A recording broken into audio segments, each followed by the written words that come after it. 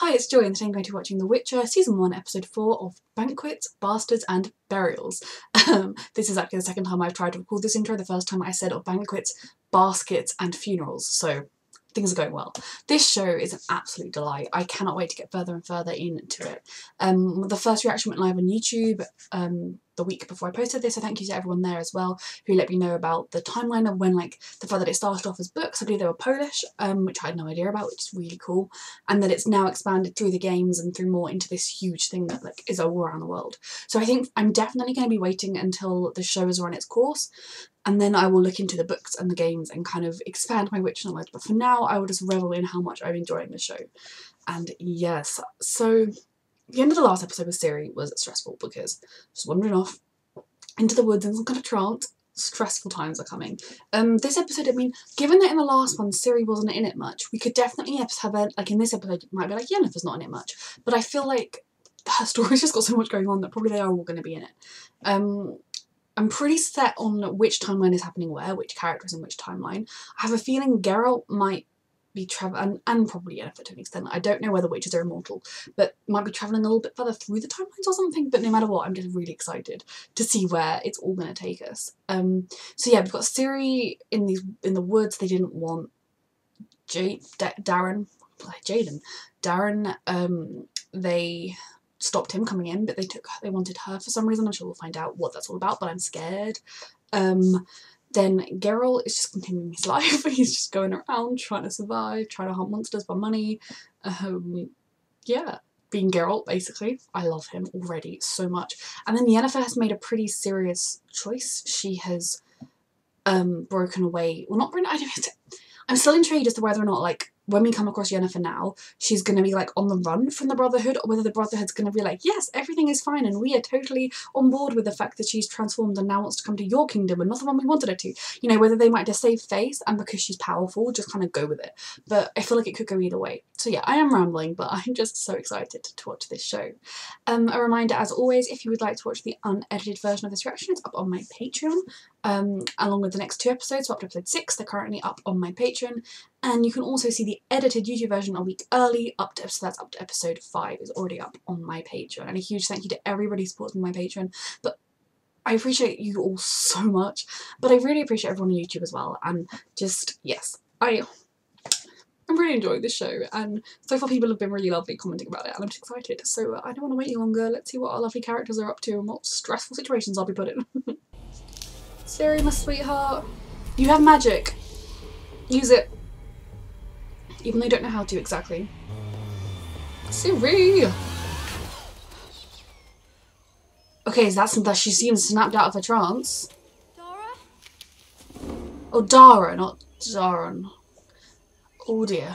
I'm lost. She is lost. There was a weird trance. So was it something calling to her magic, dragging her in, rather than anyone actively trying to drag her in?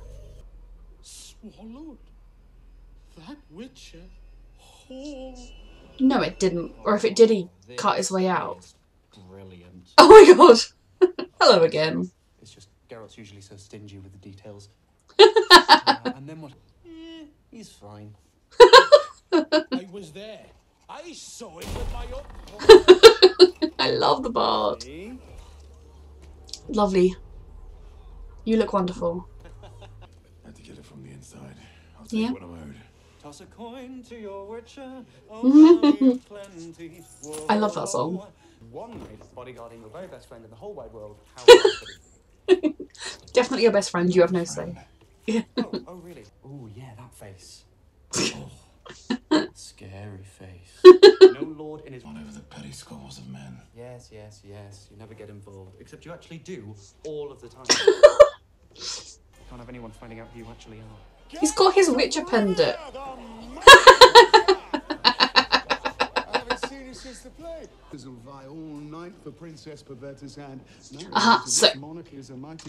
So this is good. So we've come on it's been quite a bit of time since the first episode for Geralt, because Renfrew was saying that Calanthe had just won her first big battle.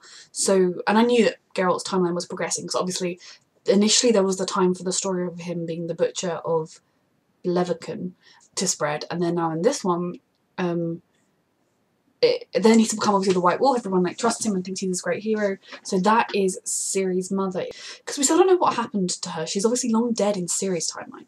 And if she were to sleep with Geralt and conceive a daughter, that could explain why Ciri has magic. I know that they said that there's never been a female witcher. In the first episode, the girl was like, oh, you know, it's so unfair that there can't be women witches. But that could explain Ciri's powers. I am getting ahead of myself here, but you know. Me of a scoundrel I once saw fleeing my wife's chambers. I wouldn't broadcast that. This happens all the time. He has the face of a cat and a coward. Yes. But truth be known, he was kicked in the balls by an ox as a child. What, that's true. Apologies. Here, drown your sorrows. Eunuch. Toss a coin to your eunuch. Not to get any daggers in your back before dawn. They are friends. The look in his eyes when he looked at him, he's a friend. Queen Calanthe of Sintra. Come. Straight from a battle, have you? One's blood and humours. He's in love. None of your waterworks here. You're the daughter of the lioness. Behave like it. Perhaps I should have some starving serfs brought into slaughter then. Or I could decapitate some elves and have their heads hung about as a lesson to those who would defy me. Ooh. I will not have your hysteria. I'm loving this. Down. Loving relationship here. I love this dynamic. So again, and I also really like that they got an actress that looks quite a bit like Ciri. But that just, oh, like, because I think it's so true, isn't it? That if you have a parent who is one way and you don't perhaps naturally follow them and you're just like, she's not a warrior, and also perhaps like doesn't agree with all of one's policies, you know, like using military, like royal military force against starving peasants or whatever, from what she said, the upstart villages, I imagine, and potentially doesn't even agree with the anti-elf stuff. I think that's really interesting, and it maybe adds another dimension into what's going to happen to her. I know I'm just speculating, but I'm just so invested in this. I love it, and I feel like we're about to get back to stressful Ciri time. Stress, stress, stress. Dryads. Ooh. Dara! Ooh. I swear his name had an N on his database. Oh, sweetheart. If they bear ill intent towards Brokilon, they die. I mean, we don't If they're bear pure in heart, ill intent, we kind they of just survive would like to leave. and be We have a renowned guest here tonight. Geralt is like, I hate you, Jaskia. The Lord is telling the truth. Neither. Are you calling? Perhaps the lords encountered rare subspecies of manticore. Have my throat cut when Philivandrel let me go. Yeah, the song. Yeah, the song. That's when Philivandrel's blade Outside the castle. And now the Black Knight is after me. Castle. Yeah, she's a princess of the kingdom that's been fighting you. Princess Cirilla of Sintra. Yeah. What's the matter? Your people hunt the Assaulted elves. my family. No, that's not true. She ordered it, smashing their heads in. They cushioned you and sheltered you from the harshness of what they were doing. She's the only one left. Because I hid. I should have saved them. You couldn't have, my love. They fought and died. I don't know what to say. Say nothing. They're gone now. Find my destiny. Why? Because your grandmother said you should? Maybe you should start thinking for yourself. I agree.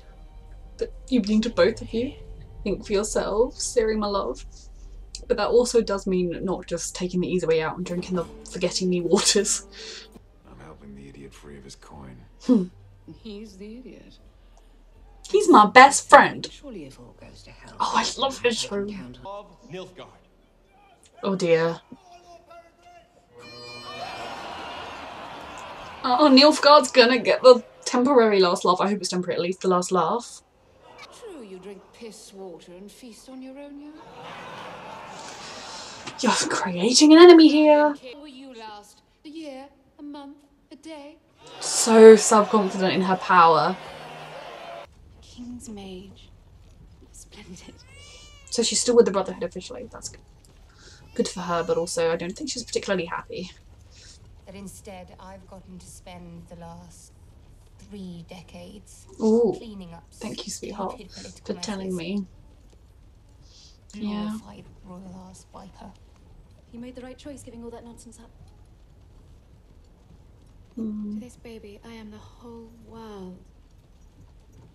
If only it weren't so boring. You know, sweetheart, if you really want children, you could adopt. Oh, goodness. Yeah, no longer boring. It's time to live up to your job. Oh my gosh. Oh, gross. Oh gosh. Jennifer! Oof. Who's paid to kill you? Why? It appears you've run out of chances to provide your king a male heir. Men. You could just openly execute you like Henry VIII. Come up with an excuse. Oh, that prick. Oh my goodness. Jennifer, you've been wanting more? To do more? Ugh.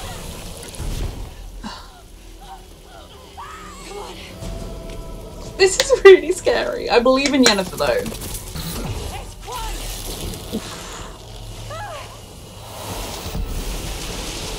Yennefer's not, I mean, if she's just been doing little, like, political things, then she won't be that in practice. Get up, you useless witch. How could you not foresee this? You're supposed to protect me. Oh god, I mean,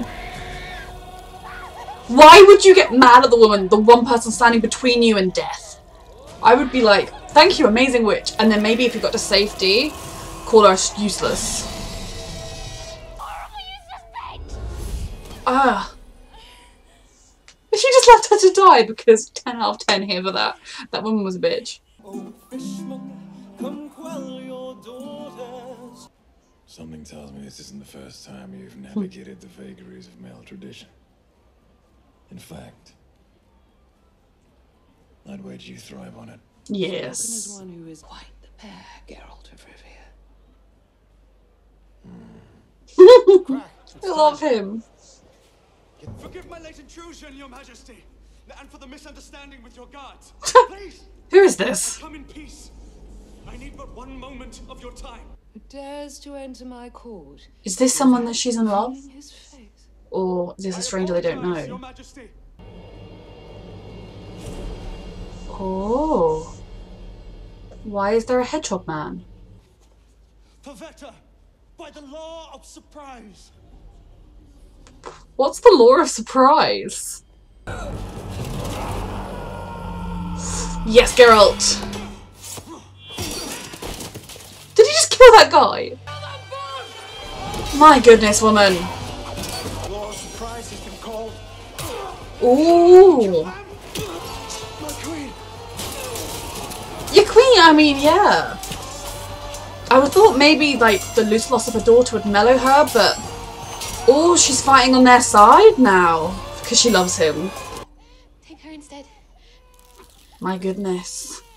Motherhood. As a sacrifice. Not everyone is meant for it.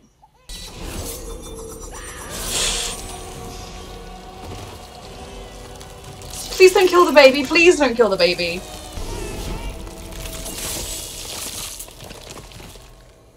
Yennefer?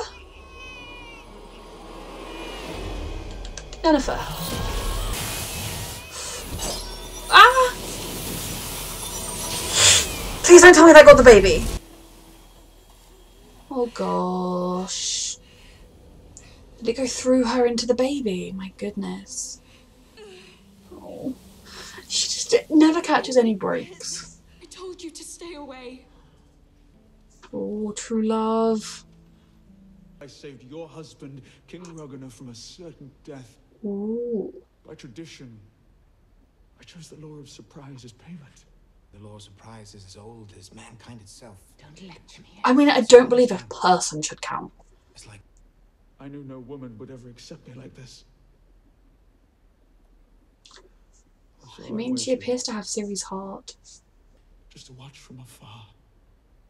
Until destiny intervened and our hearts collided. The whole watching from afar thing Never is would pretty turn my creepy. arms and me. Honor destiny's wish, or unleash its wrath upon Is she gonna not do it, and that's gonna be what ultimately causes the death of their city? Her day of gloating power has now become this. She's a little bit humbled, but she still made stupid choices in the future. Such as, oh, I'm only going to send my granddaughter into safety once the castle has fallen.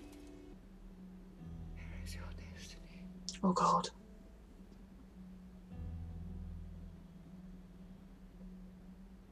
She's gonna kill him.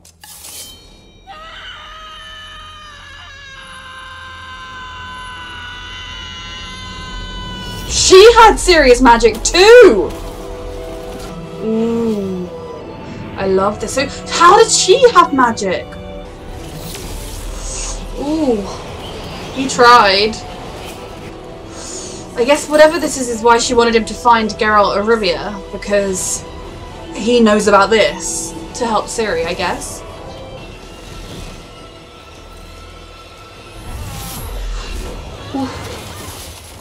What was that? This time, I promise I won't try and stab you in the throat again. I thought your grandmother's gift had skipped you. Ah. As it did me. So it's a family gift. Destiny has spoken. And I have listened. If I had listened earlier, we would not need to do the renovating. But it is okay. Lantheus agreed to my proposal of marriage. Has she? Family united. There will be 2 vows here tonight. What happened to her parents? Did her dad remain a hedgehog man forever? Is the blood on her hands because they were there for her?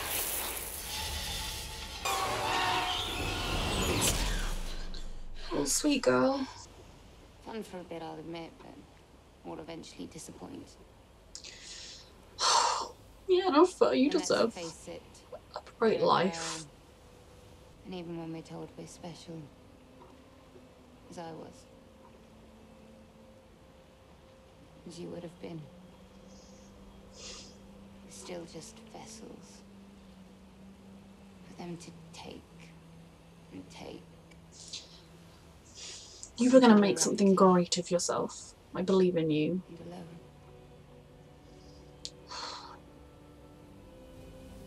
She breaks my heart.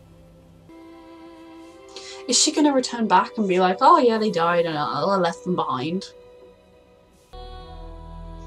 Yeah, no fair. With my blessing. She's changed her tune and now she's all warm and glowy about it. Is he de-hedgehogging? Was he dying? He's a man again. Like a fairy tale. Your daughter does not have to marry a hedgehog man. You're not going to get any hedgehog grandchildren. I claim the tradition as you have. Ooh. Lord surprise. Give me that which you already have, but do not know. No. Destiny can go. Oh, is she pregnant? Sorry. So he gets to have Ciri. I don't think he's going to try and marry Ciri. You're going to be okay. Fuck. I'm getting out of here. Alone. You could be king one day. We're down to this now, Geralt. I mean, if Ciri grew up a bit, Whether maybe. you like it or not, destiny just because you're terrified of it. It's coming, Geralt. The girl in the woods will always be with you. Bullshit. I just, the way this story is weaving together is fascinating. From gutting her lover. You will surely unleash true calamity upon us all. I'll take that chance. Oh, sweetheart. You're gonna do it. She gets to live a decent number of years. Can't judge age, but she's like a teenager. True words are rare birds in courts like this. Just, oh, now we know why they told her to look for Geralt of Rivia, and I'm in love with this show. Ooh. So these are the sorcerers. Are they looking for Ciri? Oh no, of course! She was sent to the Niefling court, so she's with the Nieflings. Oh, gross. Wonderful tracking. He's not dead! I thought he was dead. Oh. Did what he take, is that going to help him track Ciri or something? Oh, okay, what's this? What's happening? Oh, there's the tree. So they wanted her to find Geralt because he claimed her in the surprise, but that he would have a bond and they know he's an honourable man, so he'd protect her. Oh. Oh. I am in love with this show. I'm halfway through the season and that makes me so sad. Like, I wanted to have just like 1,000 more episodes of this. Why didn't I discover this show when it had already finished and there were like 1,000 seasons and I could just binge it all? Oh, I love it so much. And we got so many answers in this. I really didn't expect answers. Going forward, I kind of thought that maybe Ciri would have to find Geralt to get any answers, though maybe that won't even happen this season. I honestly have no idea how this time. I mean, obviously we don't know what Geralt is up to. Geralt is up to in her timeline. Currently, he might be right nearby. I think he might have heard the news about Cintra and been like, oh yeah, you know, maybe I should go check on that princess that I accidentally claimed. But yeah, no, so much happened. I'll start with Yennefer because the other two plotlines are fairly connected in some ways. So yeah, I think, again, we've skipped 30 years with Yennefer, and I was trying to think about where that would be in other timelines with the fact that we saw the king from the previous episode as a little boy. So I would say that she's maybe around the time Geralt's in, maybe 10, 20 years behind. I can't judge age. I don't know how old that king was meant to be as well. But I'd say she's maybe like around the time that Geralt is currently in, like in his timeline that we've seen. So Yennefer is also catching up. And I wonder whether in season 2 we're going to have just one timeline with all the characters acting in the same like timeline so their actions will affect each other, or whether we're going to have continuation of these different plot lines. Geralt is kind of racing through time. You know, he went from Calanthe's first battle to now Calanthe's grown daughter is getting married. So there's a lot happening here. So yes, I love the show. So Yennefer is even more disillusioned than she was. She didn't get thrown out of the Brotherhood for sort of going behind their backs to get her transformation and to join and get the kingdom she wanted, but at the same time, it's nothing that she wanted.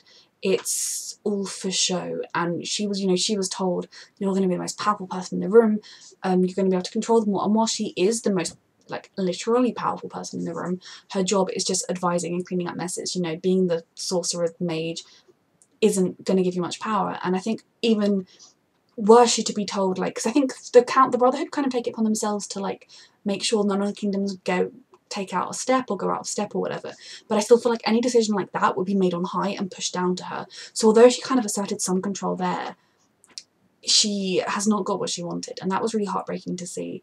That, you know, she was really believing in herself at the end of the last episode. She was kind of she wasn't in a great healthy mental state, but she was in like a very confident mental state, and that she's kind of just given up on life to an extent.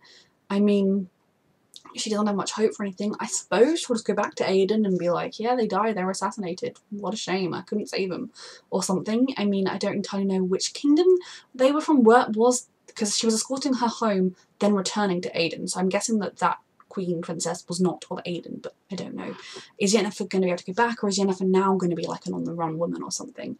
But yeah, I mean, I just really want her to find happiness. I do not want her to become evil. I would like for her to stay in a lighter path. I do worry that we are potentially watching like the rise of a villain that will one day be someone that Geralt has to face off against. Maybe she actually might have been a little bit happier in the long run in Niefling, just because it's more action-packed, but it's also sinister and dark. You know, Frangella has had to toughen up quite a bit. I imagine for her it was quite a shock, as it would have been for anyone. It would have been for Yennefer as well, but maybe it was more interesting.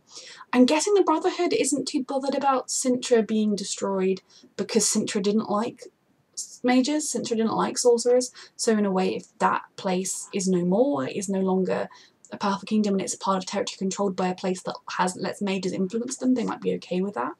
But yeah, it was good to see Frangella again as well in the future and kind of see the change in her from the girl who was terrified about the prospect that she was going to have to go to Niefling and was upset that she'd had the one she wanted taken away and that she wasn't good enough for that king. But no, seeing more of Yennefer's powers, and I guess, you know, she's not really had to use her powers for anything on this kind.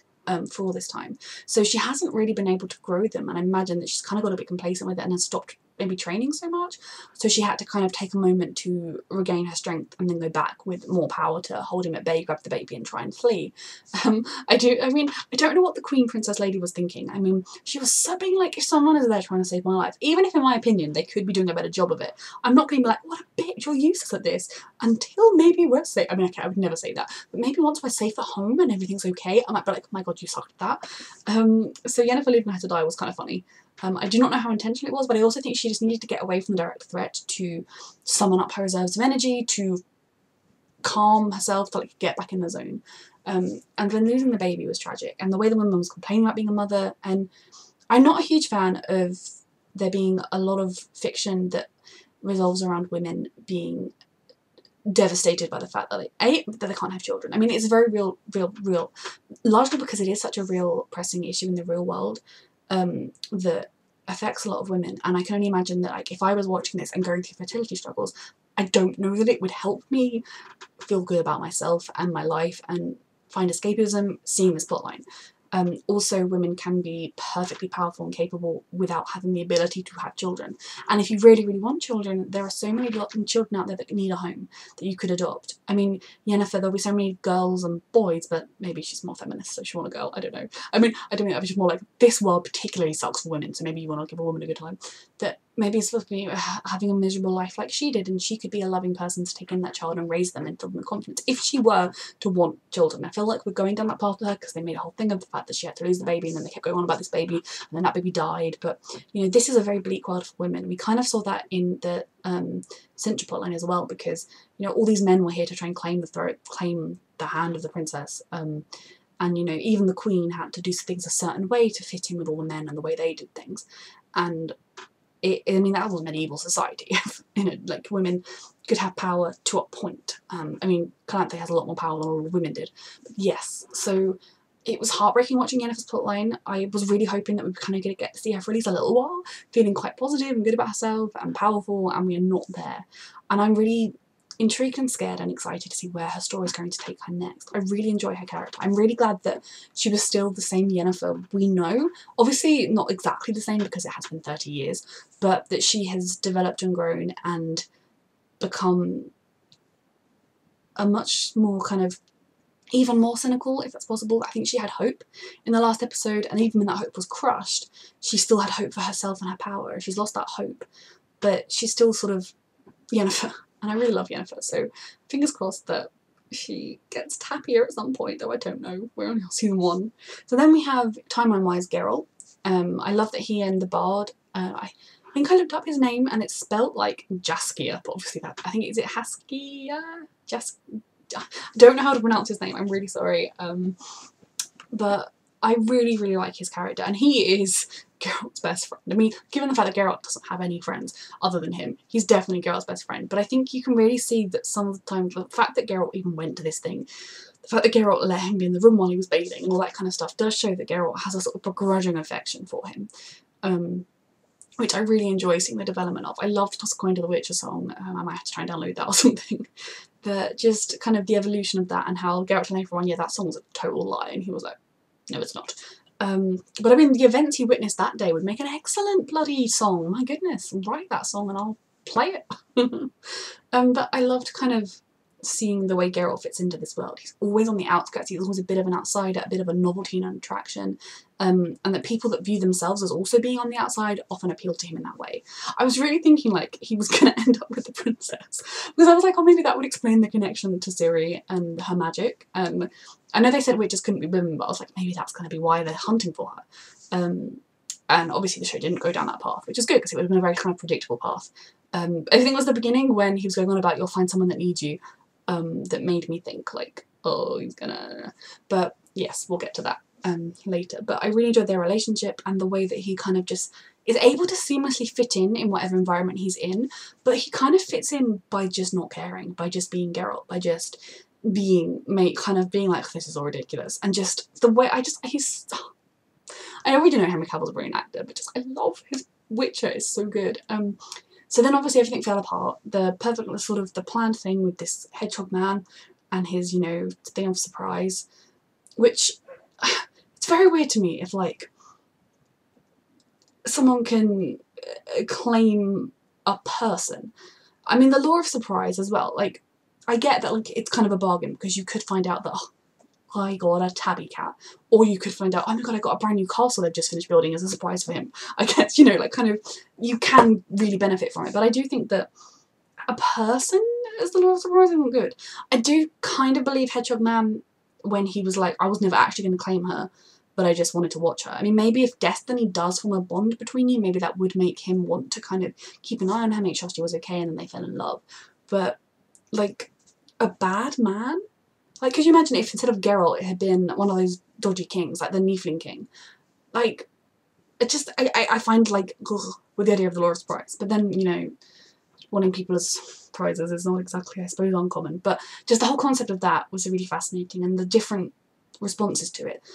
Initially, some of the people that had wanted to be able to get the throne of Sintra for themselves through marriage were very angry and trying to fight. The queen was kind of having her will thwarted, but I thought it was a good, sort of really interesting way to arc through it all to the ending where it broke the curse. And we kind of had our fairy tale moment.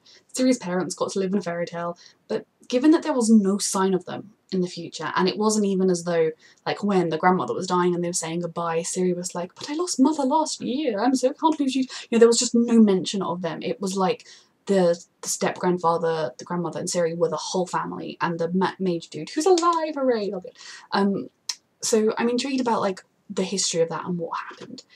But that was just really, I loved it. I don't know what more to say about that. It was just so dramatic, such a sort of fairy tale-esque vibes to it, and then they got the happily ever after. I love the fact that we now know some more information about Ciri's magic, that it is inherited from her family, that her grandmother had magic, so it's passed through the line. I presume maybe the grandmother married into the royal line, and it can skip generation.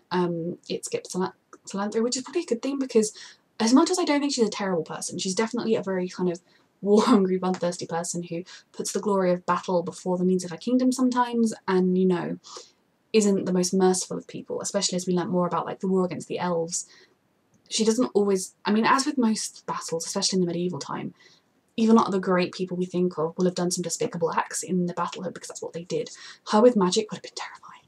But I think Ciri and Ciri's mother, oh, I know her name, Panetta?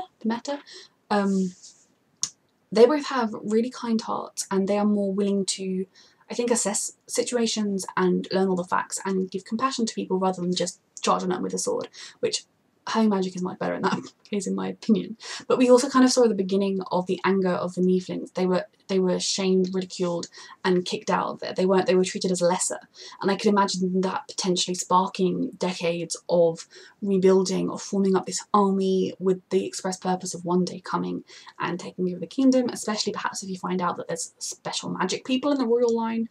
Why they didn't tell Ciri so she could have been training and at least known about the magic, I do not know.